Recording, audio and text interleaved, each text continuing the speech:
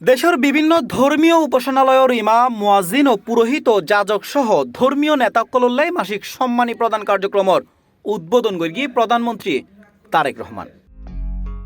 14 March শনিবার সকাল 10টায় রাজধানীর উসমানী স্মৃতি মিলনায়তনে আয়োজিত এক অনুষ্ঠানত তিনি এই প্রকল্পের উদ্বোধন করে। সরকারের নির্বাচনী অঙ্গীকার বাস্তবায়নের অংশ হিসেবে এই উদ্যোগ লওয়াই।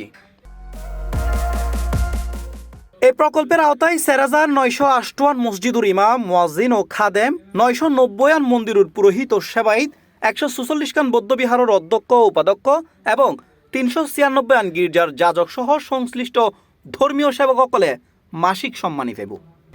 যে উদ্দেশ্যে আজ আমরা এখানে একত্রিত হয়েছি, ইতিমধ্যেই আপনারা সেটি দেখেছেন, সেটি জেনেছেন, সেটি আপনারা শুনেছেন।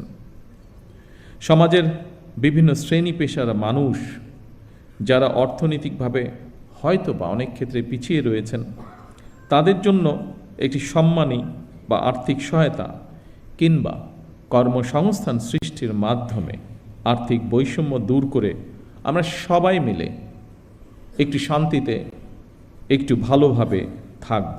এই প্রকল্পের আওতায় মসজিদুল্লাহ মাসে 10,000 টিয়া বরাদ্দ তাইব। এর মধ্যে ইমামে ফাইব 5,000, মুয়াজ্জিনে 3,000 ও খাদেমে ফাইব 2,000 টিয়া।